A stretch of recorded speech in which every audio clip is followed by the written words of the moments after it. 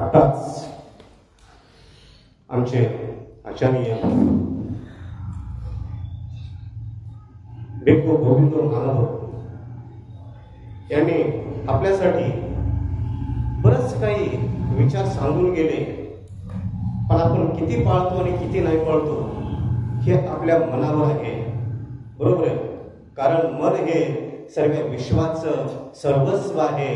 मन जेव्हा सांगेल तेव्हाच तुम्ही कृती करता. मन जेव्हा सांगेल हे चांगलं आहे तेव्हा ते चांगलं आहे. मन जेव्हा सांगेल हे वाईट आहे तेव्हा ते वाईट आहे.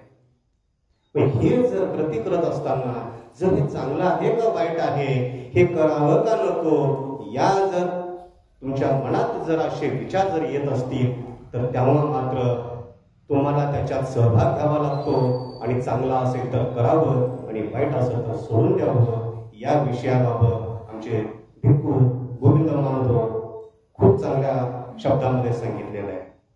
आज या बोरवाड येथे आम्ही बुधवारून इथे आलेलो आहोत. अशा पावसाच्या दिवसात सुद्धा आम्ही आलेलो आहोत आणि इथं काहीतरी आम्ही धम्माचं ज्ञान हे तुम्हाला तुमच्यापर्यंत पोहोचवावं म्हणून आम्ही इथं आलेलो आहे. तरी सुद्धा आज एवढे संख्येने उपस्थित आहात, पण एवढंच असून चालत नाही, तर महिला मंडळी उपस्थित राहिलं पाहिजे, कारण ते आपल्या घराचे गृहमंत्री आहेत आणि ते घर तेच चालवतात. तेव्हा घरातून ते स्वतः जेव्हा बदलाव होईल, परिवर्तन होईल, तेव्हा मात्र आपल्या सगळ्याचं परिवर्तन होतं. पण दुर्दशा अशी आहे की आपली महिला मंडळ घरात आहेत आणि पुरुष मंडळी मात्र इथं आहे. तरी हरकत नाही. तर 2700 वर्षापूर्वी ज्या तथागतांनी आपल्याला सुख, शांती, समाधान, मानवता आणि मैत्री आणि त्याचबरोबर दुःखातून मुक्त होणारा मार्ग आपल्याला दाखवला आणि स्वतः दुःख मुक्त होऊन स्वतःच्या प्रज्ञेतून ते सद्धम्म जागवलं आणि ते सद्धम्माला अहोरात्र प्रचार आणि प्रसार करणारे भिक्खू गणवृंद आणि त्याचबरोबर स्वतःला समर्पित त्या सद्धम्माला समर्पित करून या भारत देशाची जी राज्यघटना ज्या देशाला दान दिली त्या महामानव प्रज्ञासूर्य डॉक्टर बाबासाहेब आंबेडकरांना सुद्धा आमच्या भिक्खू गणांमार्फत त्रिवार वंदन आहे. तर आज या ठिकाणी बोलण्यासारखं भरपूर आहे, पण टाइमचं सुद्धा बंधन आहे. मग गौतम बुद्ध काय सांगतात? अनिच्छति सब संखारा यदा पर्याय पश्यति अथ निमिदन्ते दुःखो यस धम्मो विसुद्धीया.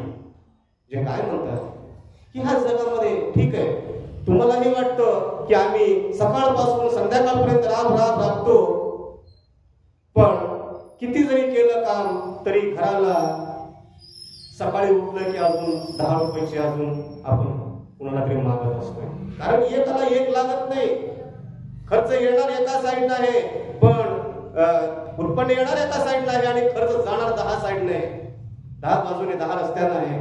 मग तेव्हा आपल्याला ही अशीच भनभनी लागत असते. बरोबर आहे.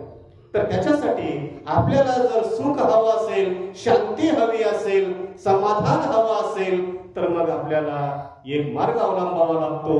तो मात्र मार्ग आहे तो बुद्धाचा.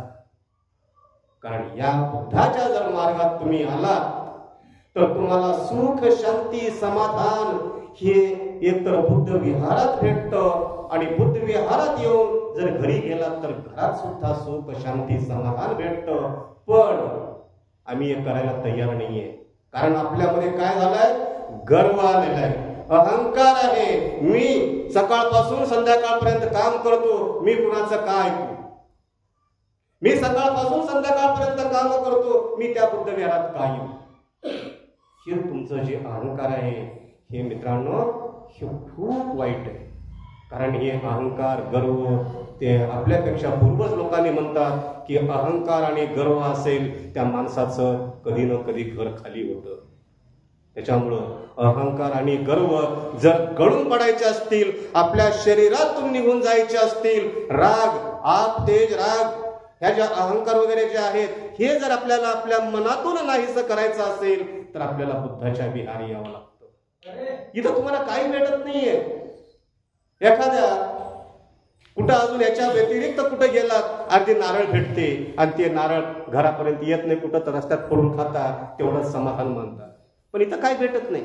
इथं फक्त 2 अगरबत्ती लावले जातील, किंवा अगरबत्ती नसेल 1 मेणबत्ती लावली जाईल, किंवा तेही नसेल तर 2 फुलं वाहिले जातील. बस याच्या पलीकडे तुम्हाला खर्च नाहीये. पण एवढा खर्च नसताना सुद्धा तुम्हाला या ठिकाणी जे सुख शांती भेटतं, हे सुख शांती तुम्ही घ्यायला तयार नाहीये. म्हणून तथागतांनी म्हटलं की सभ्य संखारा अनिच्छती, म्हणजे काय की ह्या विश्वामध्ये आपल्या नजरेला जे दिसणारे प्रत्येक वस्तू आहे, प्रत्येक झाड आहे, जीव आहे, दगड आहे, माती आहे, तुम्हाला काय दिसतं ते, हे सगळं एक दिवशी नष्ट होणार आहे.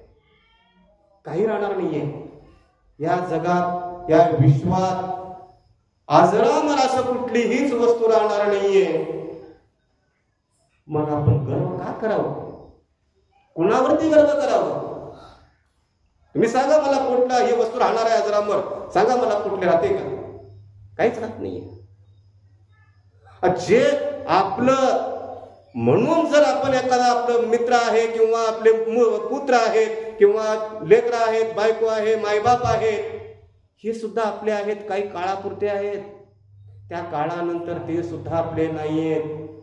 जेव्हा तुमचं लग्न करतील, मायबाप म्हणतील जा, तुझ्या गळ्यात बांधलंय, जा कुठेही जग जा.